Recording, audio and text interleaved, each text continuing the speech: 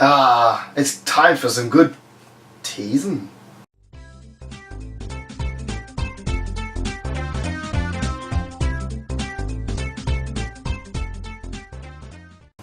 Hello and welcome. That's my merchandise, this is my manga, and I am that man. I don't know why I said it like that, but I am that man. And today we are looking at Teasing Master Takagi-San. I had a lot of issue with this title. Not the series itself, the title. So I thought it was Teasing Master Takagi-San. So I thought the boy was called Takagi, and he was a master because I don't know about anywhere else in the world, but over here, if you're under a certain age, you're known as Master. So if you're you might be known as Master Takagi, or Master Chopper, or Master Link, or it's a kind of a way where until you're a certain age you kind of addressed as that. So I thought it was like, yeah, Teasing Master so-so. Then I was like, when I read it, I was like, no, the girl's called Takagi-san. And that confuses. I was like, so what? Confusion? Then I was just like, I'm doing that thing again, aren't I? I'm putting a Western perspective into a Japanese title. We never see that done before, do we? Yeah, this is a fun comedy manga about a young lad called Nishikita who he doesn't hate, he's kind of getting aggravated by the girl who sits next to him, Takagi-san, or Takagi, who is a teaser. She's a kind of girl, she'll kind of wind him up a little bit in class and then just to kind of see, get a knee-jerk reaction, and he's gonna get his own revenge on her. He's gonna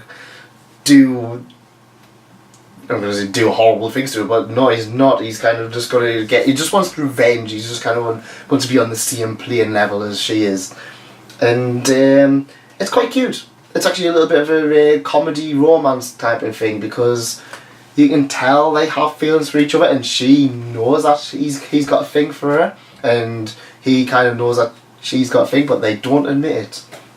And what you have here is a very easy to read light title in which it's just standalone little titles in which he's trying to get this new thing. Like for one, it's like, oh, I'll have this thing, and then she's like, oh, like for example, there's an eraser, and it's just like, oh, if you've got something, it's like, I thought you had something written on it, because apparently the girl, if you write someone's girl's name on it, or the person you like on it, your true love will come. And then he's like, oh, well, she's like, oh, I don't have, and then he sees on hers that she's got something written on, so he's trying to get a peek of what's on there, and she's basically just going, well, turn around and have a look, and then he like looks and she's like, yeah, and it's simple, stupid stuff like that, but that's what makes this into a fun little series. The only thing I had with it is that it's, like I said, it's quite short. I mean, I got through most of this in about half an hour. Because it's quite simple gags, it's not very wordy, it's just kind of like, yeah, this is what's happening, this is the joke this time, this is what we're setting up, and this is what's going to happen. And you can kind of see a lot of the stuff coming a mile away. Doesn't mean it's bad, not at all. It's a fun, light little read. It was one that I believe was quite popular in Japan. So because it was quite popular, I was just like, I want to know more about this.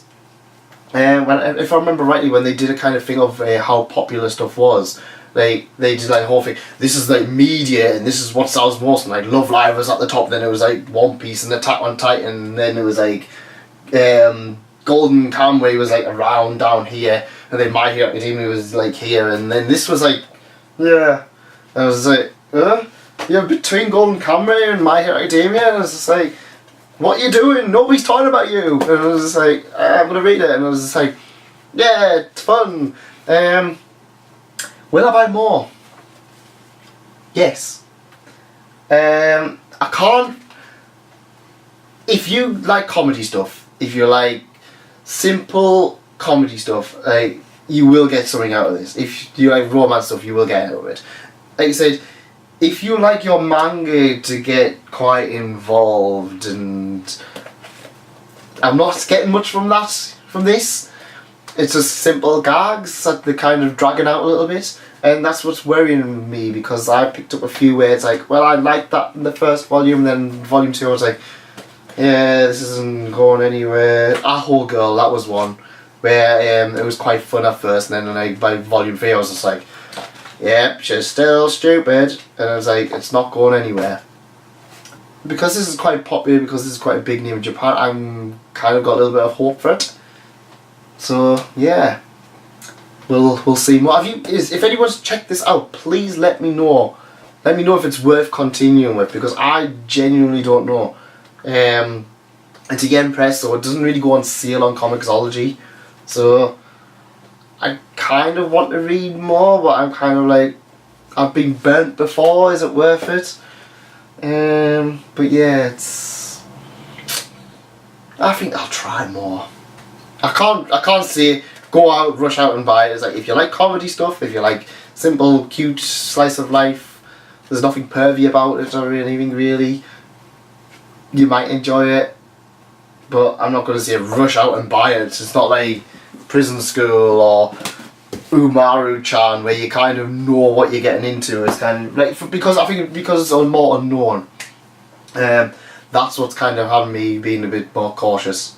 I probably will pick up more, but I'm going to give volume 1, volume 2, and then if it's volume 2's kind of not picking up anything, I'll just kind of drop it.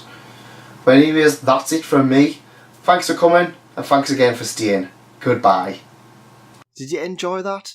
Well, we've got some other stuff on the site if you want to have a little bit of look.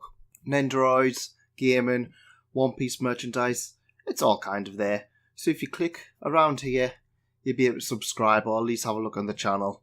Also, there's some other things just around here. Thanks for coming, and thanks again. Goodbye.